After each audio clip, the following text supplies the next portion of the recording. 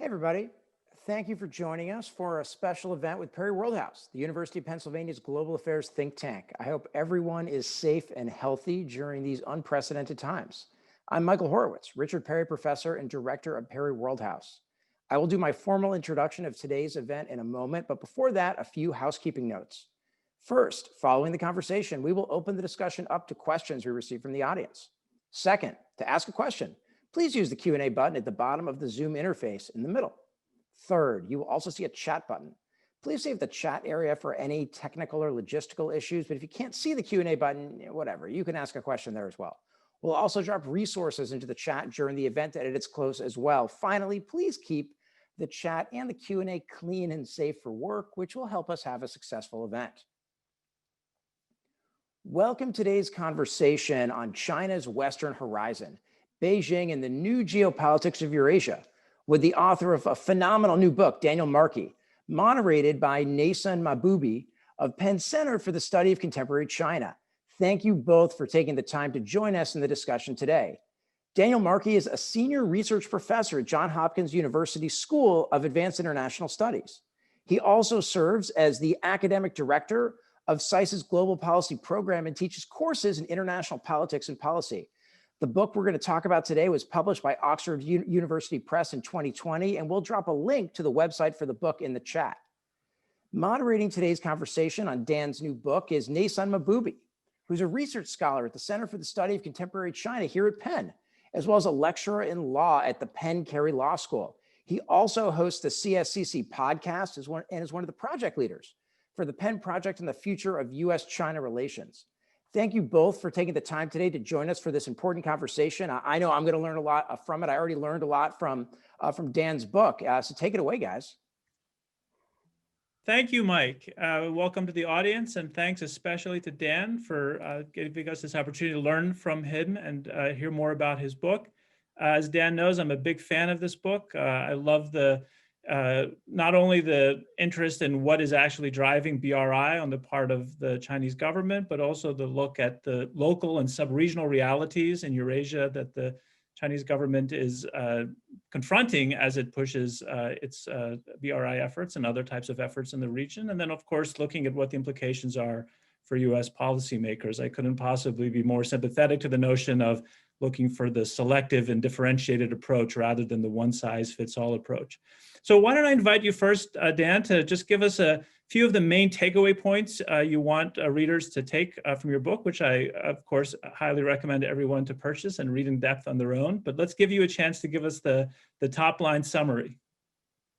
Okay, well, thank you, Neysun, and also thanks to Perry Worldhouse and to everyone behind the scenes for making this possible. As everybody is saying, I only wish that I could be there in person to see everyone and have this conversation in a on-campus way. But given the way things are, I'm excited to be able to have this conversation with you virtually. So what's the book about? I guess I'll focus on four main things just to kick things off. The first goal with this book, and this book is really written with an American audience principally in mind, although I hope others will get something out of it. But the first thing is for us to begin to think about a Eurasian context for understanding China in the world. And nothing can do that better in a way than a map. And in the beginning of the book, I lay out a kind of a spread two-page map that shows China and its proximity to South Asia, Central Asia, and the Middle East. And you really just need to take a look at that to get a quick sense as to just how close China really is, at least Western China, to these parts of the world. Now, this shouldn't be a surprise to most of us, but I think it's still the case that when we think about China and China in the world, its place in the world, we, at least in the United States, principally focus on China's relations to its east and to the Asia-Pacific region. We're so familiar with questions about Taiwan or Korea or Japan or even Southeast Asia, but much less familiar with these relations to China's west. So my first main goal was to get us an opportunity to think in those terms. Second goal with the book is to consider what China wants, what its motivations are, what its aims are in this region, and what it is up to in this region. And to think about these things both in terms of the kind of the long-term upsurge in Chinese power and influence globally, which mirrors its growth economically, in some ways lags that growth. That is, economic growth comes first, and then China turns that economic power into political influence and potentially military power in a number of ways. To see how China is doing that, not just globally, but to see how it's playing out in this neck of the woods. And to kind of bring into that story also new Chinese aims and aspirations over the past 5 or 10 years, as we've seen a greater Chinese aspiration for being a world player, being in short, a kind of a superpower, if maybe not an American superpower, a different sort of superpower. And as it goes from, as we used to say, hiding and biding, or kind of keeping a low profile on the world stage, to striving for greatness or achievement or accomplishment, trying to show itself to be a great power. How is that actually playing out economically, politically, and militarily across this region? So that's the second piece. The third piece is to think about the region itself. And perhaps analytically, this is the most useful piece of the book. And it's really the focus of the 3 main case studies in the book, where I focus principally on Pakistan in South Asia, Kazakhstan in Central Asia, and Iran in the Middle East. And I try to get a better sense about how each of these countries, their leaders, and to a lesser extent their publics, how they think about China, what they want from China, what they expect from China, what they're already getting from China, and how that plays both into their domestic political economy. That's what's happening inside these states, who's winning and losing from greater Chinese investment and involvement, and how that's affecting existing political cleavages or competitions at the state level first. And then secondly, how that's playing into how these states are engaging with, competing with, responding to their neighbors, and in some instances, the wider world. So how does, for instance, Pakistan see its relationship with China then affecting its longstanding competition and conflict with India? Or how does Kazakhstan see itself balancing its relationship, which is a growing relationship with China, to its existing and longstanding relationship with Russia? Or how does Iran see its increasing reliance and even dependence upon China playing into its competition with Saudi Arabia and other Arab Gulf states, as well as its broader global challenging relationship with the United States? How does China factor into each of these? And the goal here really is to see these states as actors in and of themselves, rather than passive pawns or simply theaters of global competition between the United States and China, to take their interests, aims, and aspirations very seriously, and to anticipate that they will affect what China is able to do, what China wants to do, and everything else about what unfolds in these regions. And then the last piece, to be very brief, is to ask, so what does this mean to the United States? Why should we care?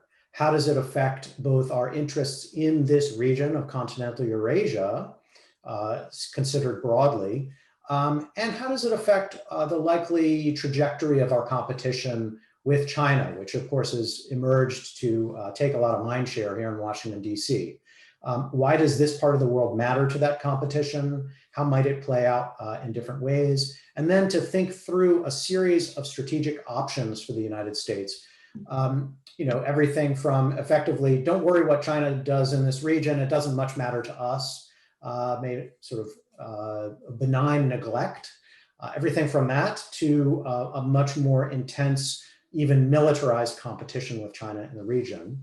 And where I ultimately land is an argument about how really this localized element of what's happening in the region should be a guide to us how best to compete with China. So if our global competition with China frames in large ways what we're doing in this region, we should see that in localized terms. We should compete for closer relations with states in the region, understanding what their interests are, which is often more important than understanding what China is up to. and factoring these things together. So very selective and localized competition for influence in the region. So that in a nutshell is the book. And I look forward to mixing it up and having a conversation about various pieces of it. Great, that's terrific. That was a great summary. And I think I'm going to ask you a couple of questions on actually at least 3 of those bullet points we can have a little bit of a conversation, and then we'll open it up to questions from our great audience that is assembled here. I want to first point to the second bullet point that you mentioned in terms of China's goals and aspirations. And I have 2 questions, so I think I'm going to put them both out there, and then you can decide, because one of them you may not want to get too far into. So one of the questions I have, one of the points of your book in a way is that all politics is local, right? So that in each of these countries, we have to think about what is the local politics that's driving the way that they're responding to China. As someone myself who specializes in studying China, I think of that with respect to China as well, right? So when I think of what are China's aspirations, I tend to think, rightly or wrongly, that it has more to do with their own domestic politics than with any kind of grand strategy per se. So let me put that question out.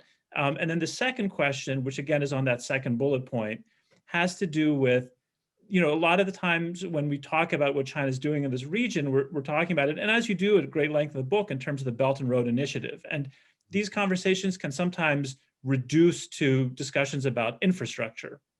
And so I just want to clarify, is the vision of what China's doing that you're presenting in the book one that is largely or primarily these kinds of infrastructure projects, or is there a broader framework that you're thinking about? Great questions. And yes, I think most people who, like you, know a great deal about how China actually works, very quickly reach the conclusion that that China's activities outside of China are driven by a much messier set of often, we must say, domestically driven ends and interests and actors. China is an enormous country. To say what it's doing in any particular region, you must take into account both the bureaucracy at the central level as well as the kind of far-flung nature of actors within China itself. And so I'm very sympathetic to that, and I appreciate that. And one thing to kind of keep in mind would be that any major initiative, and you mentioned the Belt and Road Initiative, that is in a sense an umbrella initiative for Chinese activities overseas, any such initiative will be like what we, back when I was at the State Department, used to describe as a Christmas tree. It's the kind of thing that anybody can hang their ornaments on. It's a framework, it's a structure. It may come from a centralized source, but then it very quickly, especially if it has resources available to it, it very quickly becomes a directive that is interpreted variously by different Chinese entities and then implemented often in fairly messy and sometimes even contradictory ways, ways that might not have even been imagined back in Beijing at the outset. And the Belt and Road Initiative, I think by all accounts, has aspects of this. It's taken on a life of its own. It's spawned all kinds of activities in China and elsewhere, all under this rubric. Having said that, we should not miss the forest, miss the forest for the trees, so to speak. That there is something new happening in China in terms of its global aspirations and actions. And some of that is a very long-term structural story, as I mentioned at the outset, of a kind of a rising Chinese economic power gradually translating into political influence and military power, which is a kind of a natural trajectory that we've seen through the ages. Some of it is that. And some of it, I think, is also a China that has, within just the past decade, begun to feel its oats, to feel and act even more ambitiously outside of its borders as a part of an agenda that's typically associated with President Xi Jinping. And we need to kind of parse out which pieces are which, but all of them are happening simultaneously. And that is having a direct consequence for its neighborhood. So I think we need, yes, there's a lot to be said about how what's happening in China drives this, but the ultimate outcome is affecting its neighbors in important and new ways. Just on the, sort of this, sorry, the second point was, just remind me. The second question is then how much of, the BRI is sort of maybe a starting point for the conversation, but is it a broader framework that is maybe implicated by the starting point of the BRI? Exactly, right. So the BRI is many different things. One of them is a kind of a catch-all phrase for just about everything China is doing overseas these days, which makes it difficult to discern, is this BRI or is that BRI? And people debate these things, which is fine. But often, as you pointed out, a lot of certainly American political analysts and others in DC have boiled the BRI down into a major set of infrastructure-oriented investments that China is undertaking throughout the world, and especially in continental Eurasia. And that is true as well. And the numbers, certainly into the tens, if not hundreds of billions of dollars, and it's touted to be a $1 trillion enterprise. So that shouldn't be entirely minimized. But in my work, what I try to emphasize is that the nature of the relationship that China has, say with a country like Pakistan, goes well beyond infrastructure and investment. The nature of its military and security and intelligence ties with the Pakistani establishment, and especially with the army in particular, really drives that relationship and shouldn't be missed. We shouldn't miss that or be distracted from that as we contemplate what China may also be doing in the infrastructure space. And that's true in so many different countries. So what worries me is, we think of BRI as the umbrella concept. We quickly drive into the infrastructure area, and then we lose track of all these other things that are happening, from political influence and telecommunications, censorship, repression, surveillance, all the potential for that, which affects politics outside of China, and the security business as well. So, so the book really tries to focus on each of these elements, economics, which is often leading, plus politics and security as well.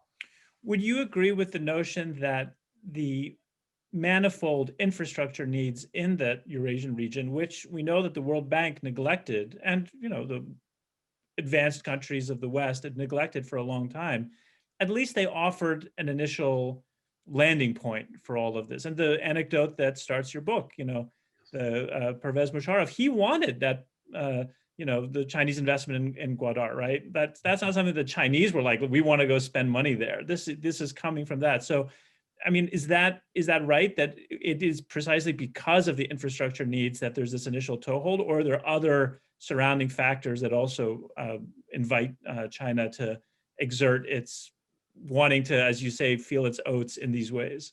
I think that's a great point. Look, there's a demand for infrastructure considered in its broadest sense across Asia, which has been unmet. You're absolutely right.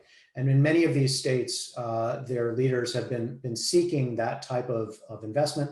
And China, blessed with a surplus of capital and a capacity to build out, a technical capacity to build this infrastructure, is perfectly placed to take advantage of that opportunity. So yes, there's both a demand side and a supply side, and these things come together nicely at the outset. But let's think about this even more broadly, though. Look, these are also countries that increasingly see China as their principal trading partner.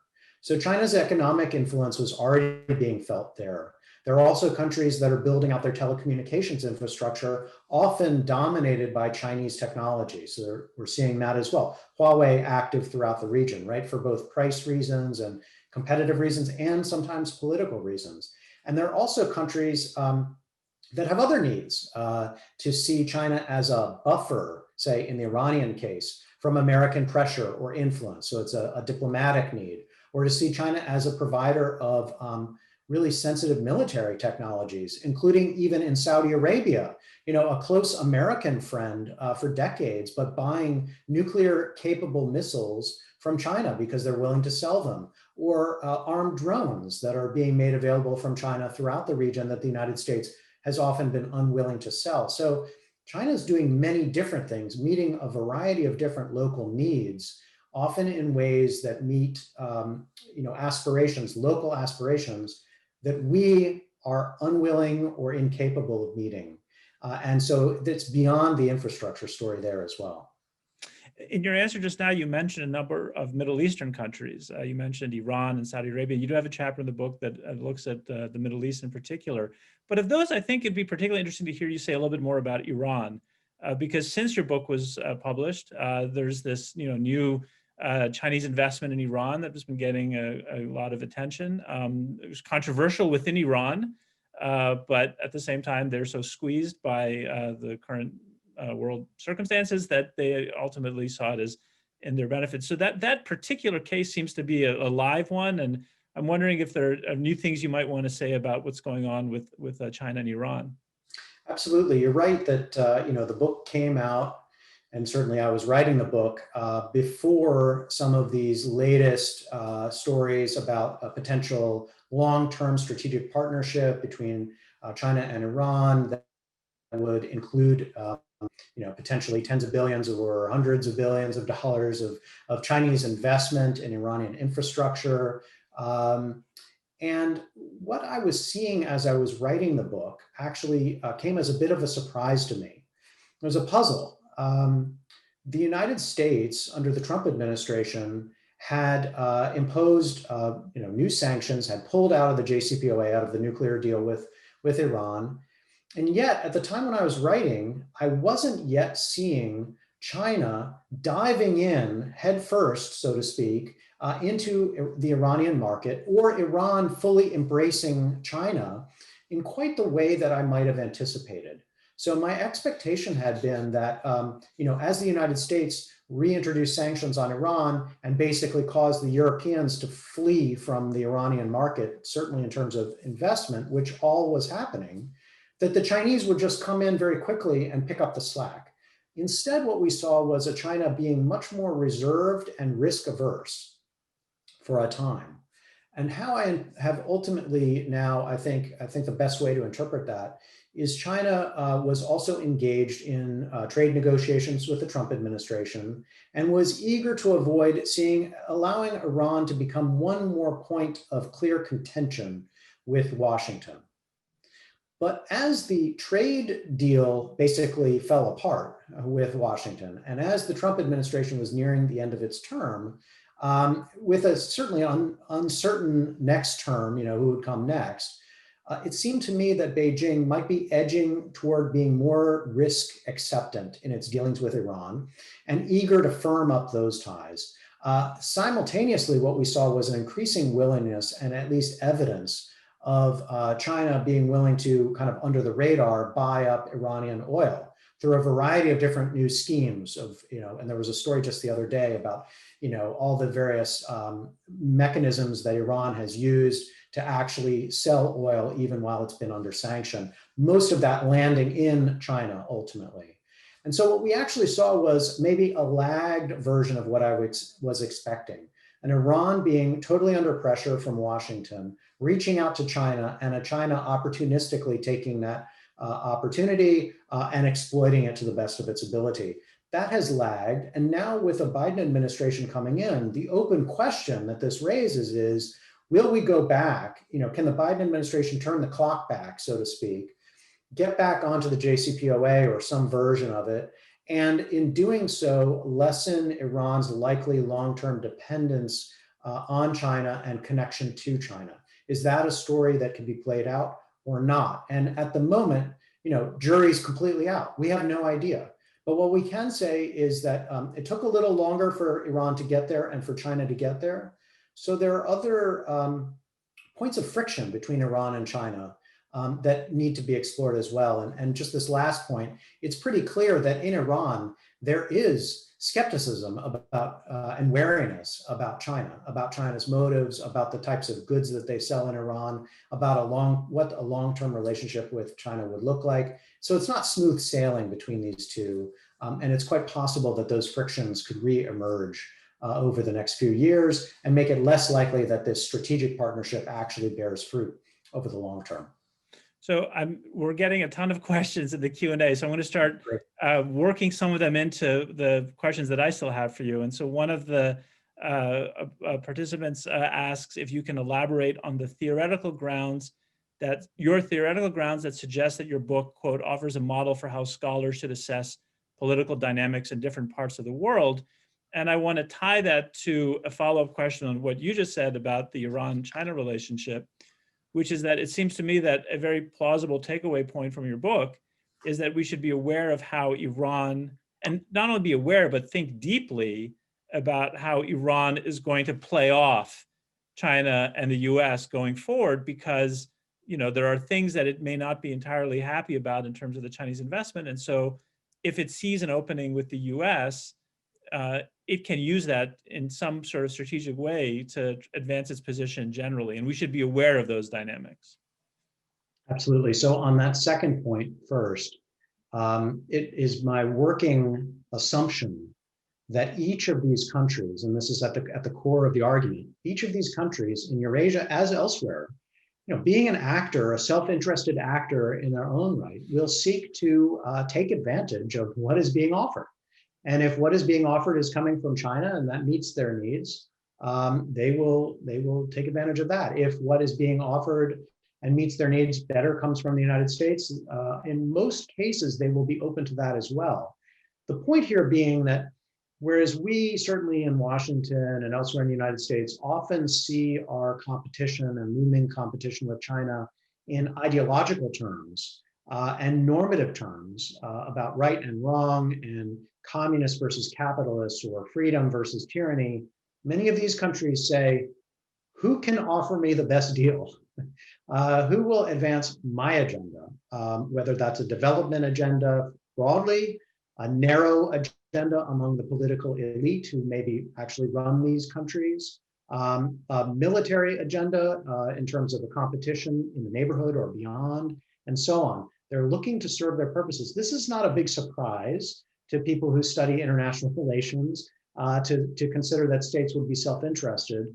But we need to keep that in mind because I think there is a tendency to want to increasingly put other third countries, say Pakistan, into a category, pro-China or pro-US, and think that once they're in a category, they're not open to working with the other side, whereas those countries really don't want to make that distinction and really don't see it as terribly or necessarily relevant to them. Okay, so that's one point.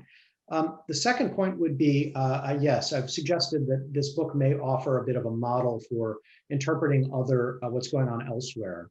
And to put it into very brief terms, it's a two-stage analytical process that I think we need to go through for any third country in the world. So if that's Costa Rica or if that's Kazakhstan, doesn't matter.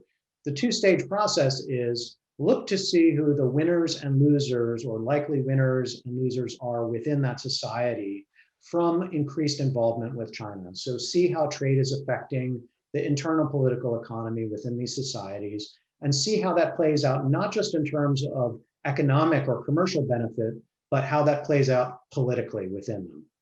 That can lead to some fairly basic observations about whether this is likely to contribute to stability or instability within these societies politically, to exacerbate cleavages, say in Pakistan between Baloch separatists near that port you mentioned, water port along the Arabian Sea, who see China's involvement as threatening to their interests, versus the central government or the army, which sees it as advancing their interests. So how's it likely to play out? That's question one. And the second set of questions is, for any of these countries, how does it play into their existing regional or geopolitical relationships?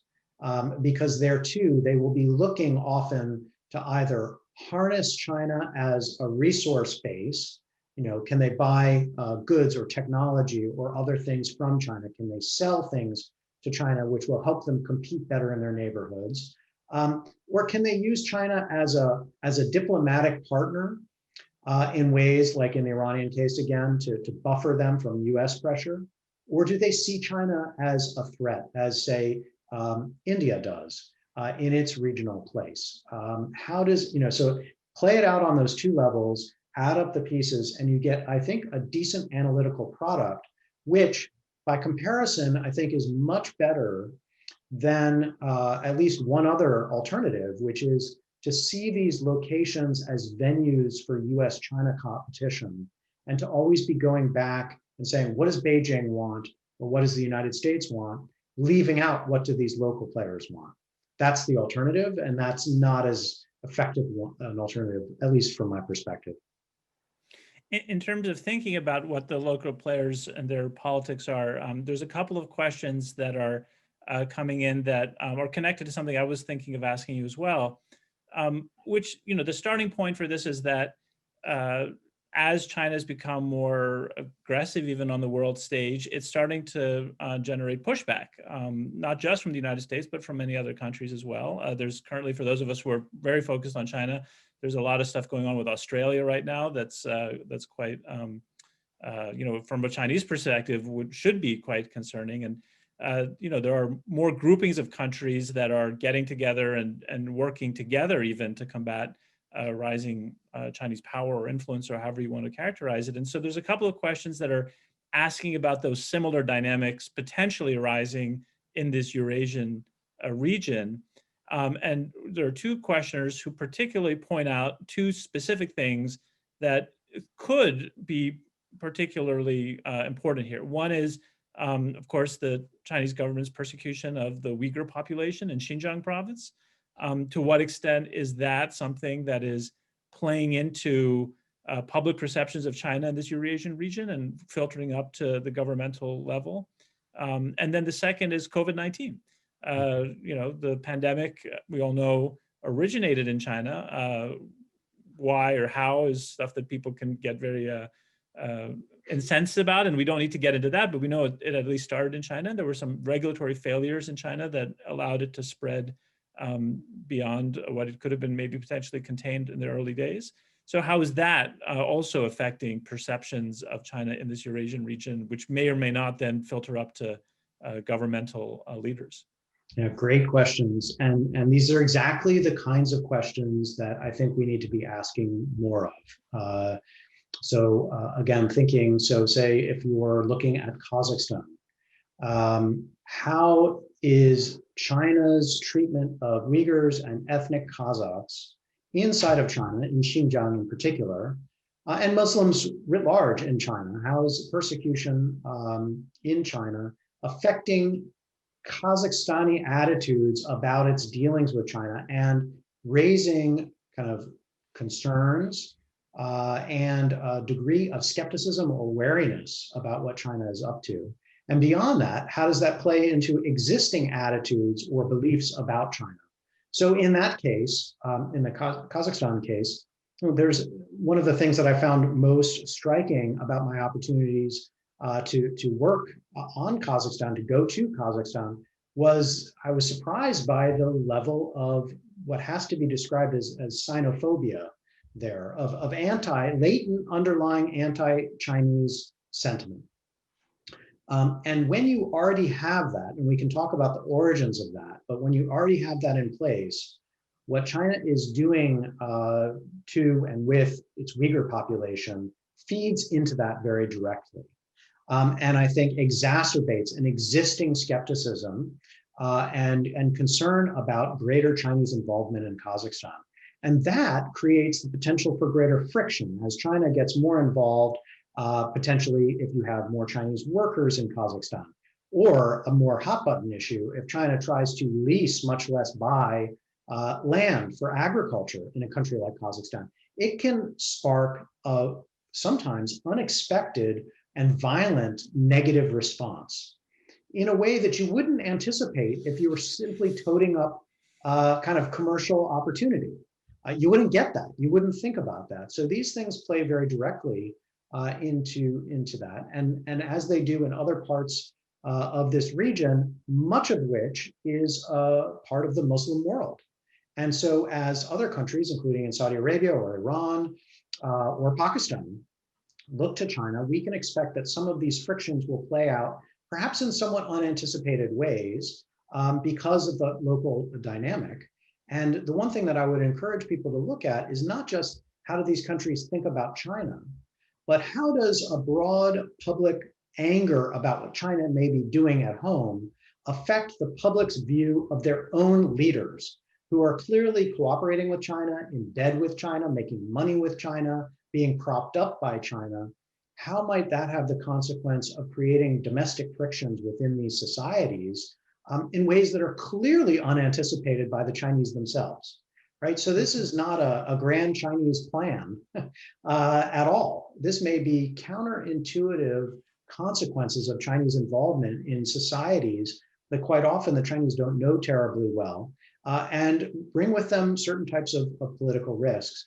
Just briefly on the COVID-19 front. Actually, I'm going to interrupt just for a second because we have a great question that comes into what you just said, and I want to add one other follow-up, and then the COVID-19 is its own, because then we're going to there'll be too many balls spinning in the air. So the questioner, because you just said about how Chinese strategy, and we talked about this earlier too, but I think it's good coming back to it. In the words of the questioner, says that European and US analysts sometimes think of this very strategic, cunning, and far-sighted leadership in China. But is this really accurate? Is there really a master plan at play here? And we've talked about that, but you maybe want to get back to that with respect to this specific issue. And then the second point that connects to what you just said has to do with how much do people, ordinary people in these countries, whether it's Iran or Saudi Arabia or Pakistan, how much do they actually know about what's happening in Xinjiang? We in the West are developing a picture, but it's not clear to me that that picture is as robust in some of those countries as it may be here in the West. Great questions. Yeah, the second question about how local populations may understand what the Chinese are doing, I think in many of these countries, we do have to appreciate that their access to information is very significantly, you might say, mediated, or in a more clear way, controlled by their own media, and their own media is quite often, in many of these instances, and now I'm thinking of Pakistan, but not just Pakistan, also to a lesser extent in some ways, Kazakhstan and certainly Iran, is censored, is controlled by the state.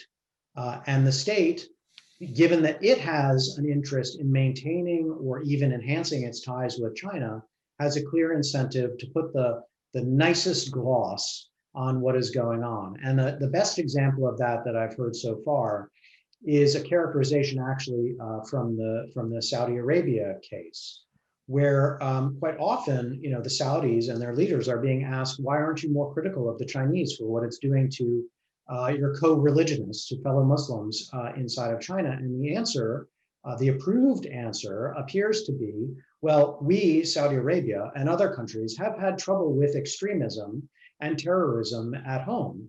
And we understand that this radical set of ideologies is unacceptable. And to the extent that China is addressing radicalism and terrorism and extremism that may be among some of the Muslims in their own societies, they are perfectly within their rights to seek the demands of national security. And so they quickly divert the attention away from a question of persecution on the basis of religion and toward national security. And in doing so, they totally, first of all, they're not telling the truth, at least the truth as I know it, but they are also more capably making a more palatable narrative for their own publics to digest. And that can be quite useful.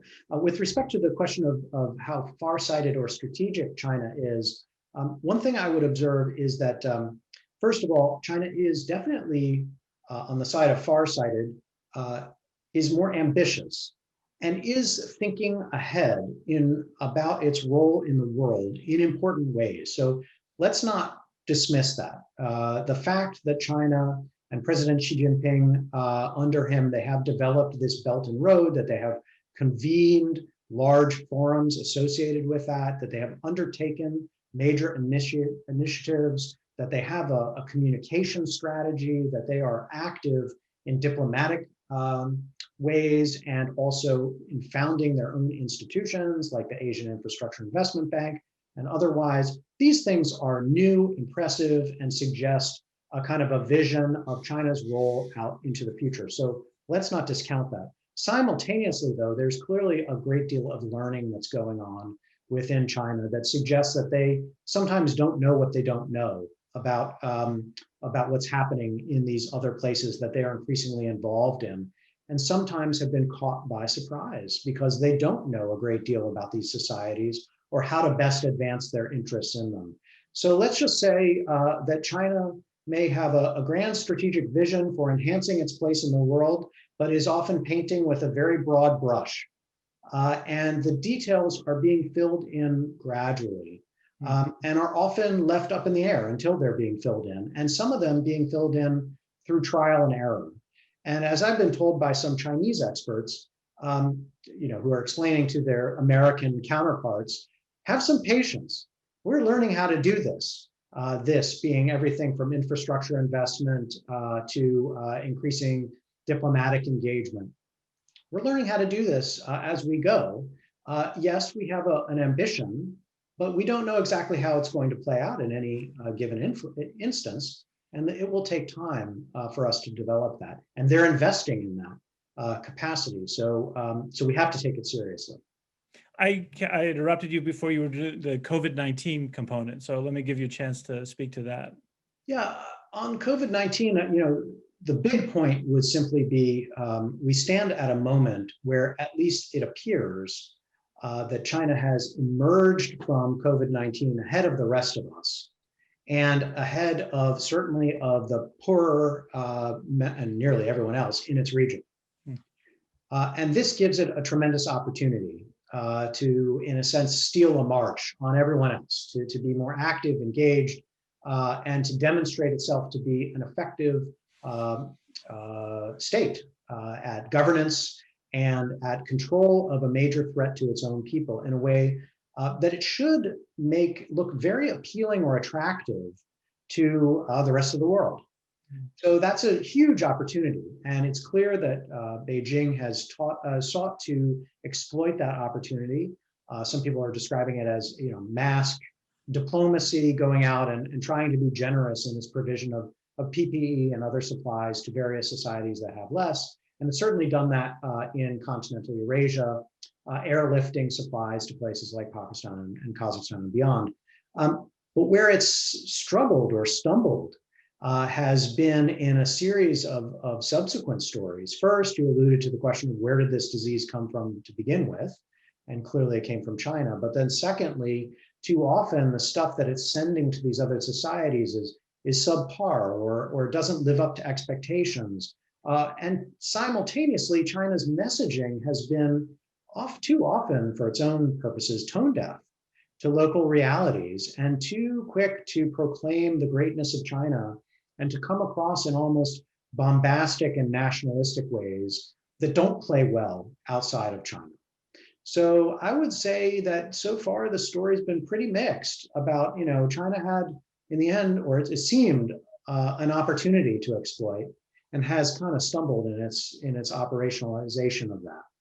And on that point, one of the questioners talks about the possibility of vaccine exports from China as being a tool of, the soft power or hard power, or however you want to describe it. But we're seeing, which goes to your point just now, that so far it seems that the US vaccines are much more effective than the Chinese vaccines, which are being experimented on outside of China. So as you said, if the product's not good, that could potentially be, even more problematic. Whether or not, the US is interested in having its vaccines be distributed in this part of the world, that is something in a different conversation. We have a lot more time we can get into. But at a minimum, just having, potentially substandard Chinese vaccines be distributed in this region is not going to help. Yeah, I would just point out that if you're thinking along the lines as I propose, that the United States, as it competes with China, should really be in the business of better or outdoing China at meeting the actual needs of the societies in which these competitions are taking place. So you could look at this example as a perfect opportunity, say for a Biden administration, to lead with a strong public health agenda globally. This meets an obvious need. It's something where it would seem, at least at the moment, that we have an advantage in, and where traditionally we have led the way So it wouldn't be a huge reach, although the Trump administration is unwilling to do that. But looking forward, it wouldn't be a huge reach to imagine us reasserting leadership in precisely this ways and simultaneously outdoing China, which is useful in our competition, and actually engendering a genuine positive response and receptivity among these other states as well. And this is a great example of the types of things that we should be on the lookout for. Yeah, I think we're getting to the point where I want to conclude our time together and talking about the implications for U.S. policy. And I think I can just squeeze in one other question before we get into that. There's a lot of great questions that have to do with what are the implications of your argument for Chinese investment in Africa or Chinese actions in the South China Sea. We don't have time for that. Those are just to say that people are very inspired by the book and your arguments, that they're thinking of these things. But one of those I feel like we do need to say something about before we get to the US implications, and that's Russia. So how is Russia, which obviously has its own interests in the Eurasian region, how is Russia looking at this developing picture? Well, so in the book and elsewhere, I really struggled with this Russia story because, probably, I guess, to step back, the best way to tell the story of Russia's interests globally is to see it in negative terms. Russia today, Moscow, Vladimir Putin's Russian, is principally preoccupied with what it perceives as the threat posed by an overly dominant West, and especially by the United States. I'm being kind of putting this in simple terms, but I would say that is the principal driver of Russia's global strategy and policy. And with that in mind, Vladimir Putin has seen fit to effectively try to work as best as possible with China, anticipating and appreciating that China has some overlapping interests here in terms of providing an alternative to Western power or to American power, and preaching at least the merits of a multipolar world. So Russia sees its interests aligned with China in those ways and has for some time now. And that helps to explain why, in a number of important ways, the Russia-China relationship, and particularly the Xi Jinping-Vladimir Putin relationship, is closer than we've seen in many, many decades. One could make the argument that it may be closer now than it's ever been. And so that's the starting point for the story. If you take that story, then you have to look at what's happening in Central Asia, in Russia's kind of on its doorstep, and what's happening in a part of the world that Russia has very much felt itself to be the dominant power since its imperial days, so for hundreds of years, and where the encroachment of Chinese influence cannot possibly be seen without concern or trepidation by Moscow. This is clearly a driver for some degree of friction, which is currently being swept under the carpet and described as a very healthy division of labor, where Russia will be the sword or the gun, and China will be the purse. So Russia will do the military security and kind of high politics, and China will provide the cash and the investment. And they can happily continue to have this division of labor for as far as the eye can see. That's what they're claiming. I think the reality is very different. I think that Russia should be worried that it will wake up one day and come to the realization that China is the dominant player in its neighborhood and has actually usurped Russia's traditional role in Central Asia.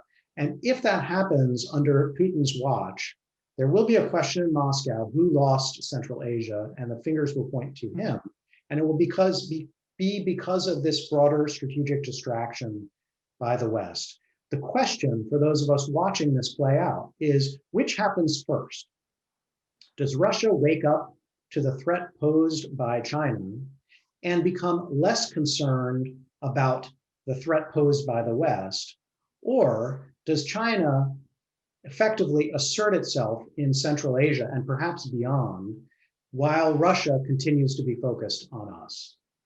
Which is the most likely trajectory? We don't know at the moment, but that's the race to watch to decide which thing is going to happen and whether we'll get increasing frictions between the two or whether they'll stay linked up. If they stay linked up, there's every chance, and this is a fear in Russia, that they become the junior partner to China over the long term. And that should worry us as well, by the way, because a Russia-China condominium with China calling the shots will be more threatening to American and Western interests over the long term. It kills me that we can't talk more about that because I have so many follow-up questions, but we only have about 10 minutes left, just under 10 minutes, and we really do need to get to the US implications part of this. Yeah. So why don't I invite you to maybe break it up into two parts. So one would be the report card on the Trump administration, which has certainly developed a closer relationship with India. Pakistan, I'm not quite as sure about, but to what extent has the Trump administration been effective in combating Chinese influence in this region, including with the law that was passed a couple of years ago that freed up some money for the U.S. to invest in infrastructure in the region. And then the second part would be the agenda for the Biden administration. What should they be doing the same or different from what they're inheriting from the Trump administration? Great. Yes. So report card on the Trump administration.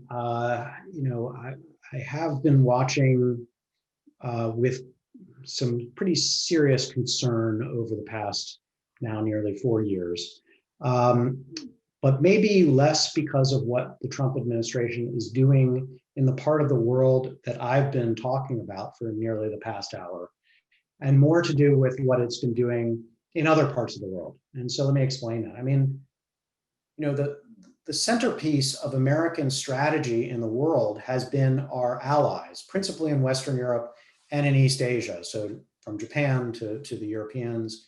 And that's where the Trump administration's policies have been most rocky, most fraught, and have diverged the most from the American consensus over this period of time, which is sort of expected a deep American investment in these partnerships and treaty alliances. That's worrisome because armed with our allies, in partnership with them, we have the capacity to place tremendous pressure on Beijing. When we consider the combined power and wealth and resources and capacity in every possible field of human existence that comes together when you bring Western Europe, much of East Asia, and the United States, China has a very difficult time competing. So we should play that game. That's where our advantage lies. And the Trump administration, despite having made some smart moves, I think, with India, firming up our ties with India, that's a good example. But that's a long-term play, and a play that should be played in a complementary way to our relations with our traditional allies. So India should be brought on board, but not alone, but very much together with everyone else. That's the agenda that I think we need to get back to. So let's play to our strengths. I think the Biden administration will appreciate much more than the Trump administration what those strengths actually are. They are to be found in our traditional allies who mainly also see the world through a similar ideological lens. So we have less to worry about there. They're mainly liberal democracies and who are also bringing to the table tremendous resources that will help us to, I hope, constrain and work with, manage the relationship with China far more effectively. Then in places which are more contested and fraught and difficult throughout much of continental Eurasia, we will come to the table aligned with so much of the rest of the world that we will look even more attractive and more appealing as a potential external partner. And China will look less like a legitimate alternative to us. They will look smaller by comparison. And that is the trend that we need to reassert in continental Eurasia and elsewhere, and that we've gotten away from. So that would be my broad sweep of where we've been and where we ought to go. Well, just before Mike comes back on to close things out, I think I can just ask you this, which takes us back to the beginning of our conversation. In terms of that agenda for the Biden administration going forward, in terms of the steps that you're thinking about, how much is infrastructure part of that? Is that something that is high on the list, middle of the list, but maybe not that high on the list? I put it in the middle of the list.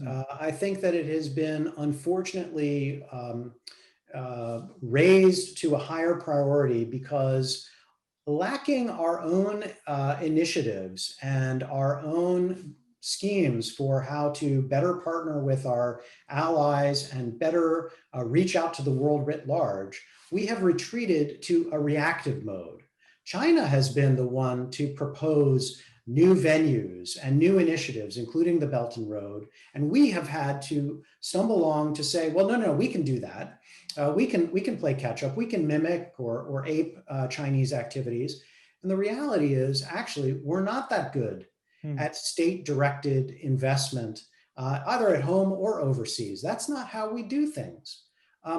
But we are pretty good, actually, at doing smart investment that's commercially viable. And we've gotten increasingly, over decades of experience, better at recognizing the need for not just the concrete or the initial construction, but the upkeep, the investment in institutions, in governance, in human capacity that makes infrastructure work and sustainable over the long term. That's where our strengths are, and that's where we ought to be focused. And then, as I said before, strategically, keep our vision on not just what is China building, but what are the political implications and even, yes, the military and strategic implications, and how should we respond there, either in partnership with local states or raising and building our own capacity in response. Those are the kinds of things we should be looking at. Let's not allow ourselves to be distracted by the bright, shiny object of infrastructure that the Chinese have dangled before us.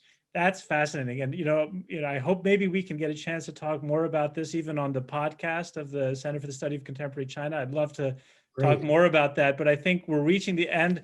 I do have a copy of your book here, so I hope awesome.